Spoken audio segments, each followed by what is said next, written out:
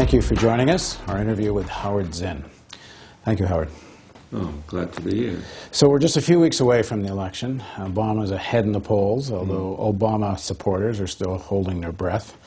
Talk of October surprises and this and that. You've written about the election process as not being as democratic as it would like to call itself, or people would like to call it. On the other hand, you still end up with the idea that people should participate, should vote, and you said, I don't think you quite said holding your nose, but with some reservation, people should vote against McCain, vote for Obama. Explain what your thinking on this is. Yeah. Well, I'm very skeptical about the American political process, which only gives voters a very limited multiple choice test.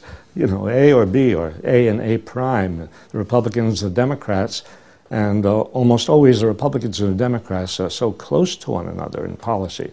I mean, not identical, but fairly close in policy, so that a person who wants bold changes in the way our society is going is not going to find them represented by either the Democratic or Republican candidates. And that's still true with Obama and McCain. However, there are certain moments in history when even a small difference between the candidates may be crucial, maybe a matter of life and death for large numbers of people. I mean, when the French had a change of presidency in France during the Algerian War, it made a difference in their bringing the Algerian War to an end.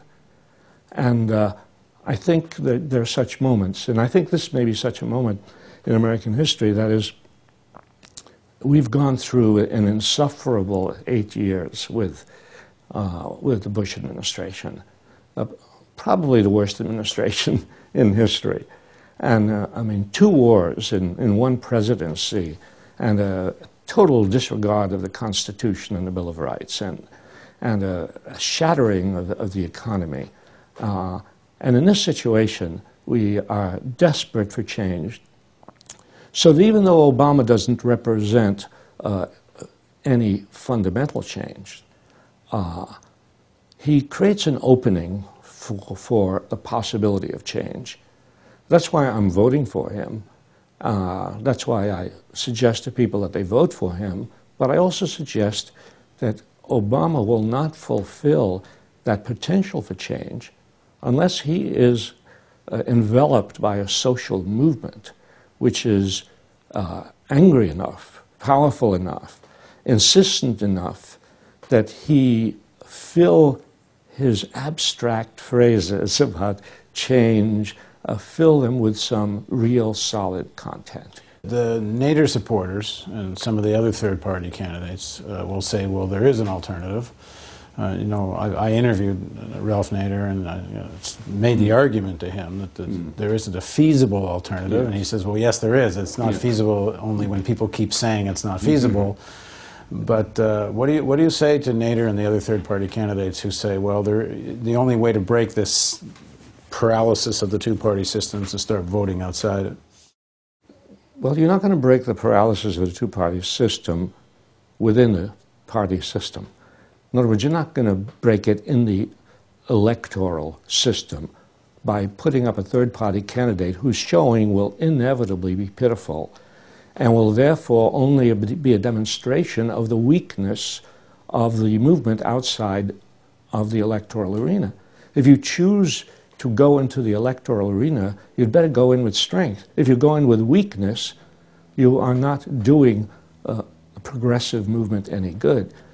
To me, it is a waste of Ralph Nader's energy to throw himself into the electoral process.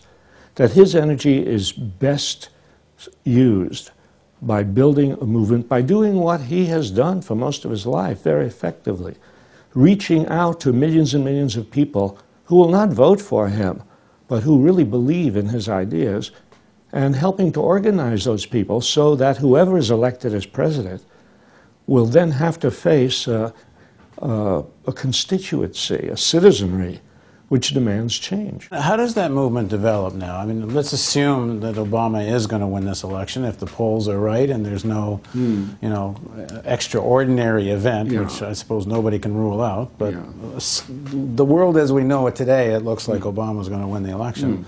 And I say with that with some reservation, because if something big happens in 4 days, it's going to make this interview dated. So we better publish quickly. But given that, how does an independent movement develop? What are the obstacles to a national movement of the type you're talking about? Well, the obstacles are a kind of resignation that things will go on as before. That's always the obstacle to change. The obstacle to change is not that people don't want change. People want change, but most of the time people feel impotent. However, at certain points in history, the energy level of people, the indignation level of people rises. And at that point, it becomes possible for people to organize and to agitate and to educate one another and to create an atmosphere in which then the government must do something. I'm thinking of the 1930s. I'm thinking of Franklin D. Roosevelt coming into office, not really a crusader. Roosevelt came into office with a balance the budget history. It was not clear what he was going to do, and I don't think he was clear about what he was going to do, except that he was going to be different than Hoover and the Republicans. But when he came into office, he faced a country that was on strike. He faced general strikes in San Francisco and Minneapolis. He faced strikes of hundreds of thousands of textile workers in the South. He faced a tenants movement and an unemployed council movement, and he faced a country in turmoil, and he reacted to it. He was sensitive to it. He moved. That's what we will need. We will need to see some of the scenes that we saw in the 30s. How do we get there? How do we get there? Well, we get there by somebody starting it off, like the 4 kids in Greensboro in 1960 who started off to sit in not knowing whether it would spread. We need somebody who is losing their home because they can't afford to pay the mortgage.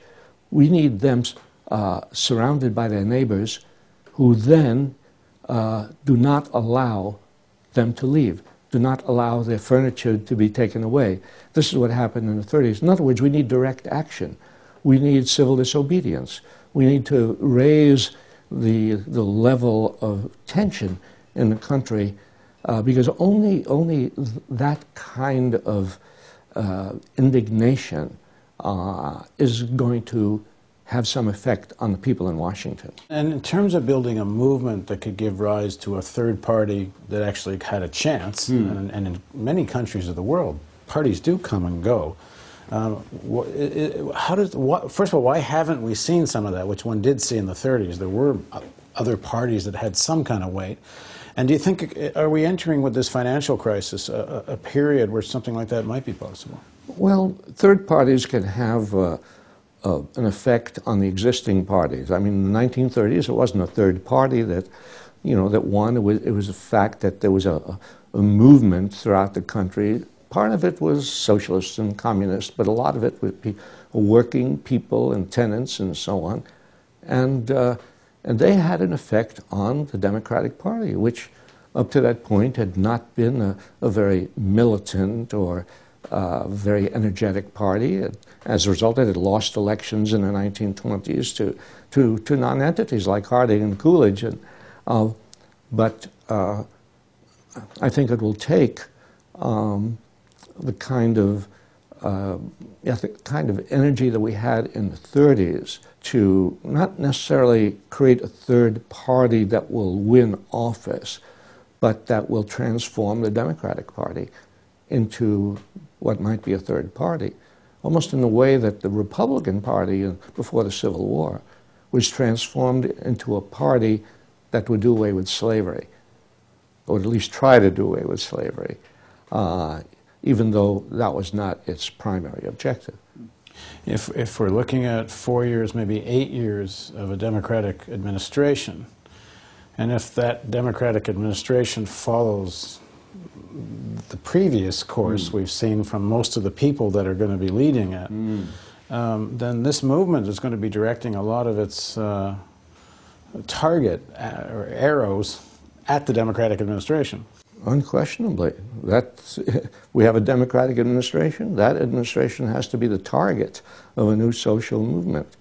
Problem with the years of the Clinton administration is that whoever in the United States really wanted to go beyond the Clinton administration in foreign policy and domestic policy became complacent, and they did not organize. And there was no real movement in the country in Clinton's time, as there had been in the 1960s, to push Clinton into any good direction.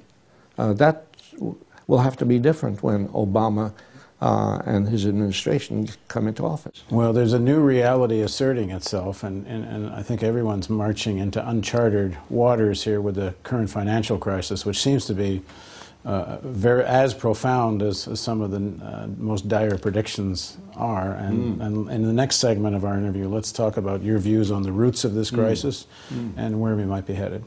Please join us for the next segment of our interview with Howard Zinn.